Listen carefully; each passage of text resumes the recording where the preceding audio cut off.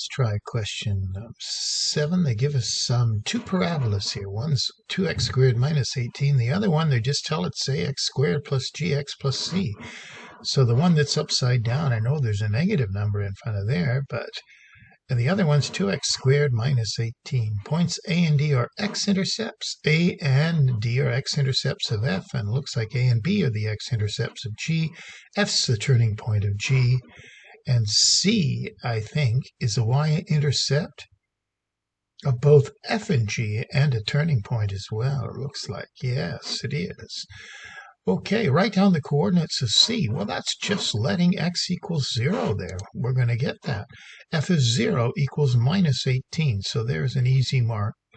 The coordinates of C are 0 and minus 18. Determine the coordinates of A. Well, to do that, we're going to have to let y equals 0 here to get the x coordinates. So we do that. I'm just going to add 18, divide by 2. We're going to get x squared equals 9. Just square root it. That's the easiest way. There's two answers. There's 3 over here and minus 3 there. So the coordinates of A, though, are x is 3 and y is 0. The x coordinate of F is 4.5. We know that A, the x-intercept on this side is 3. What do you think B is? Well, the deal is it's right in the middle. So if it's 1.5, if that's 4.5, if that's 4.5 and you go down 1.5, right in the middle is where the 4.5 is, then B must be 6. You could solve this equation, something plus 3 over 2 to equal 4.5. It must be 6 plus 3. 9 divided by 2 is 4.5. That's why B is 6 and 0, just by symmetry, and that's the answer. Let's try the next question.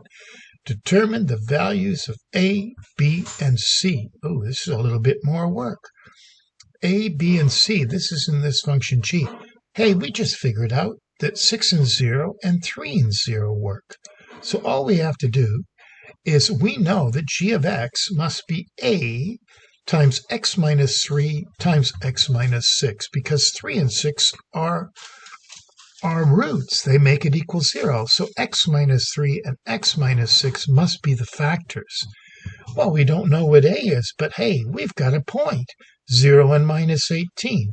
And all we do is instead of y, we put in minus 18. Instead of x, we put in 0 into that equation we figured out. Oh, this equals positive 18.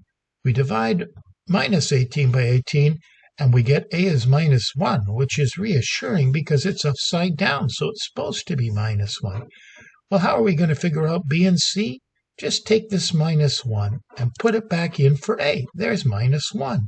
Just multiply this out, and now I can see it. Minus x squared plus 9x minus 18. So A we knew was minus 1, B is positive 9, and C is equal to minus 18. That's what they asked for, A, B, and C. And there, we've got it. So there you go.